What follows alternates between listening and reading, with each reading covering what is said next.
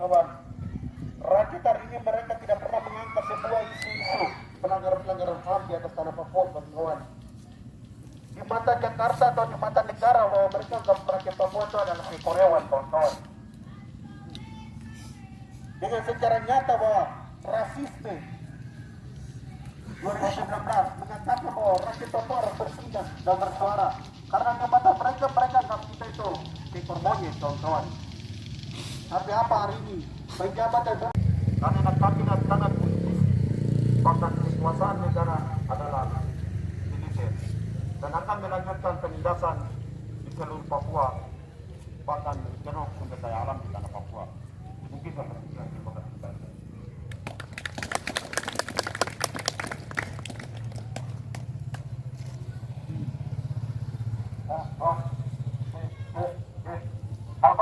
Tema kami jelas. Di Papua darurat militer dan HAM. Berarti kita nama-nama. Apa nama? Tidak atau? Tidak. Timur. Kami datang sini bahwa jelas. Papua sedang menangis, Papua sedang darah. Dan Papua sedang minta tuntaskan pelanggaran HAM di tanah Papua. Kalau tidak, bisa. Kami minta referendum. Itu solusi jalan terbaik bagi kami. Dan Papua dan Indonesia. Kapan tuntaskan pelanggaran HAM? Itu akan datang untuk. Jadi kami tuntut bahwa kepada pemerintah Indonesia agar segera cari jalan solusi untuk tuntaskan pelanggaran HAM di tanah West Papua. Itu solusi. Cari jalan solusi. Masalah Papua bukan di RT RW dan bukan di aparat keamanan, tidak ada. Masalah Papua internasional. Itu jelas. Kawan-kawan jelas. Hidup rakyat Papua. Hidup rakyat Papua. Hidup nelayan. Hidup petani. Hidup buruh. Hidup kawan-kawan di hutan. Hidup kemanusiaan. Hidup cari pinggiran. Hidup siapa? Papua. Jelas. Ingat, catat bahwa kami status orang West Papua adalah punya tugas Papua merdeka. Itu. Masalah Indonesia sebagai pemerintah negara sekaligus menjadi kolonial memegang kendali administrasi warga Papua selama 61 tahun, tidak menjamin hak hidup orang dan terancam punah di tanah air sendiri. Keberadaan pemerintah Indonesia di Papua berdasarkan hukum internasional tidak mengikat ilegal dan status wilayah Papua masih belum memiliki pemerintahan resmi. Status pemerintah sementara dalam 61 tahun berkuasa di West Papua berdasarkan mandat perjanjian New York Agreement 1962 di mana PBB memandatkan pemerintah di West Papua, West New Guinea atau West Papua kepada United Nations Temporary Executive Authority atau UNTEA. Pada 1 November 1962 administrasi pemerintah West Papua dari Belanda serahkan administrasi kepada pemerintah sementara PBB UNTEA menjalankan tugasnya sebagai pemerintah hanya 7 bulan. Mulai terhitung 2 November 1962 sampai 1 Mei 1963. Selanjutnya atas desakan Indonesia dan Amerika Serikat UNTEA, serahkan administrasi pemerintahan West Papua kepada Indonesia berdasarkan perjanjian Roma Agreement di Italia 30 September 1962. Status pemerintah West Papua diserahkan dari UNTEA ke Indonesia, statusnya sementara, bukan pemerintahan resmi.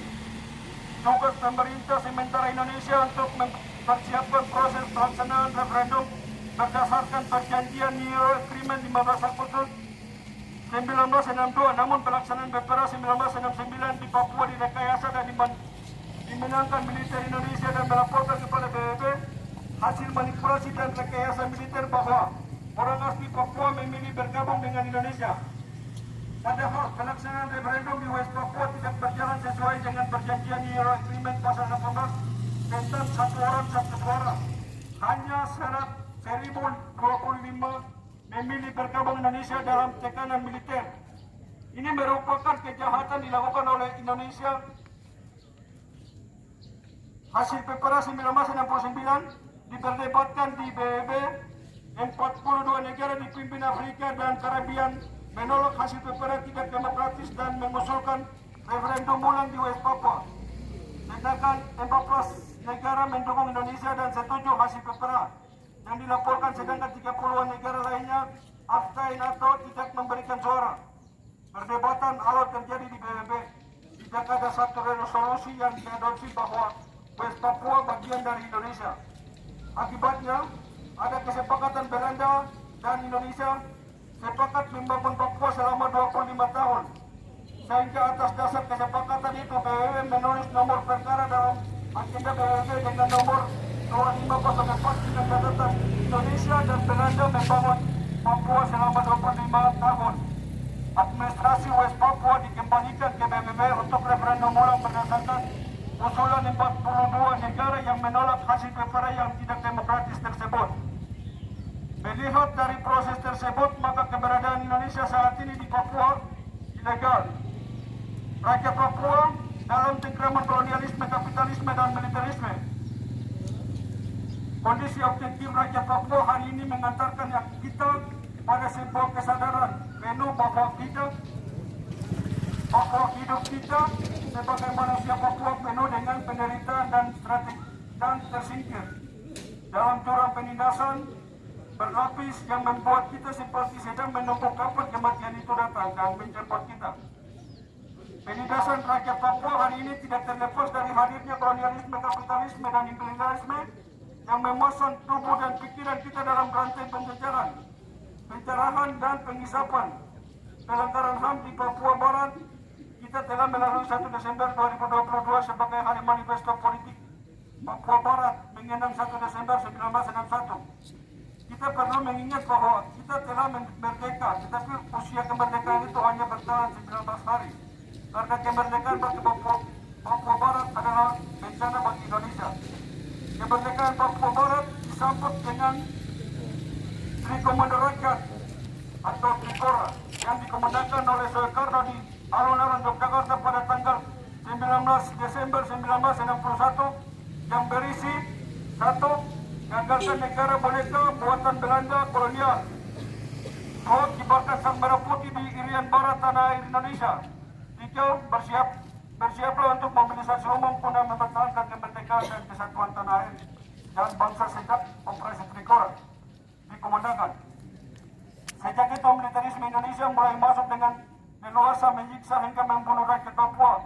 Tercatat 16 operasi militer yang terjadi sejak tahun 1962 sampai 2004 di Papua Barat, yaitu Operasi Komando Mandala 1962, Operasi Wisnu Murti 1 dan 2 1963 sampai 1964, Operasi Wisnu Murti 3 dan 4 1964 sampai 1966, Operasi Prayuda 1966 sampai 1966, Operasi Sadar, Operasi Prajuda, dan Operasi Wibawa 1968, Operasi Pamungkas 1970 sampai 1974, Operasi Pateka, Operasi Kikis 1977 sampai 1978, Operasi Sapu Bersih 1978 sampai 1984, Operasi Sate 1984, Operasi Galot 1985 sampai 1987, Operasi Kalang 2, Operasi 86 sampai 89, Operasi Kasuari 1 dan 2, Operasi Raja Wali 1 dan 2, Operasi Pengamanan Daerah Rawan 1998 sampai 1999, Operasi Pengendalian Pengibaran 1999 sampai 2002, dan Operasi Penyisiran di Wamena 2002 sampai 2004.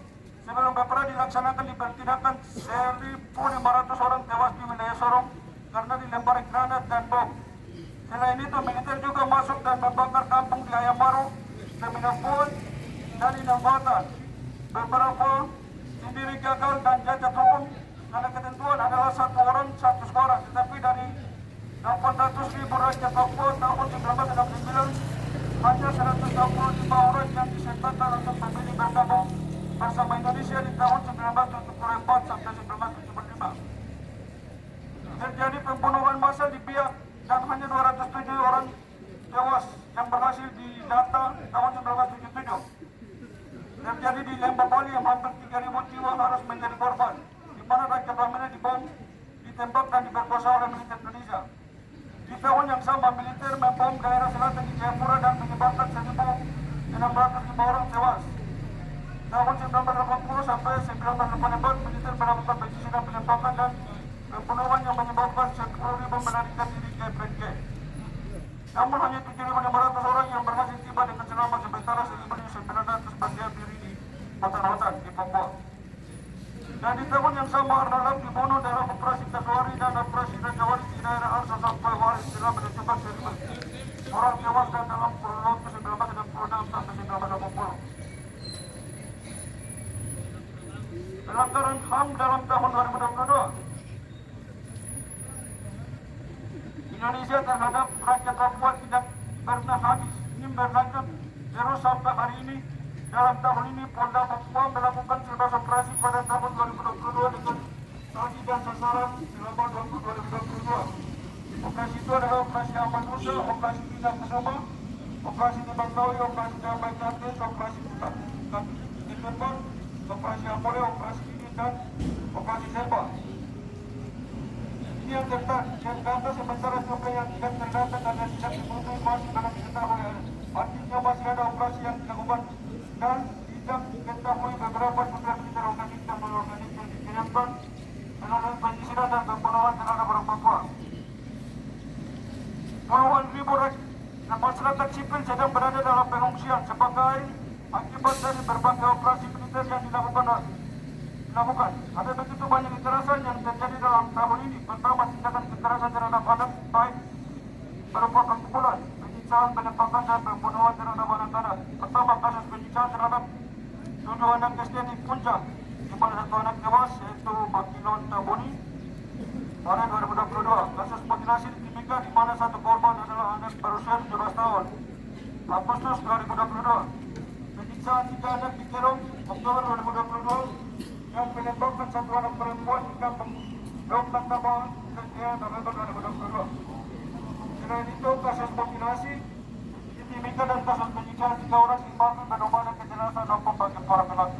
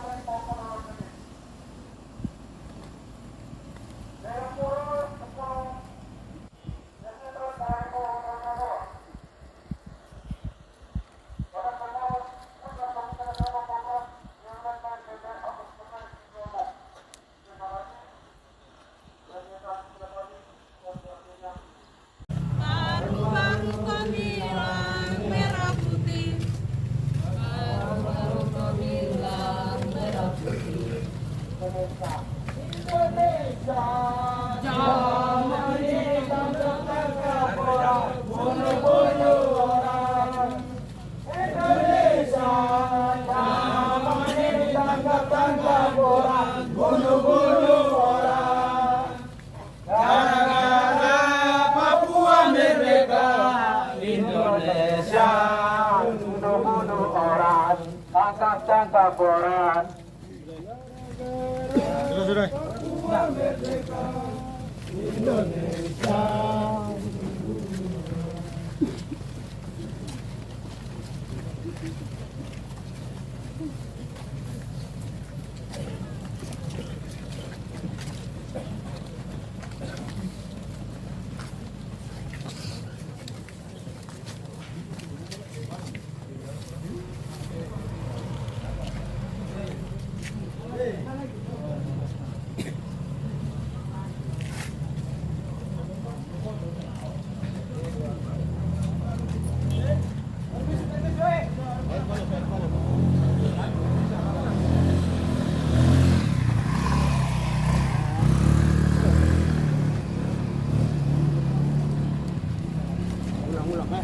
Mari, mari. Ayo.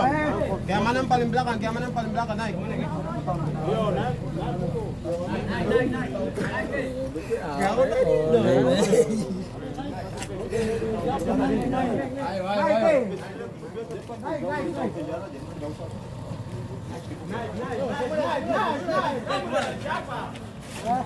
Kaya mana yang paling belakang? Kaya mana yang paling belakang? Naik. Naik. Jalan, jalan.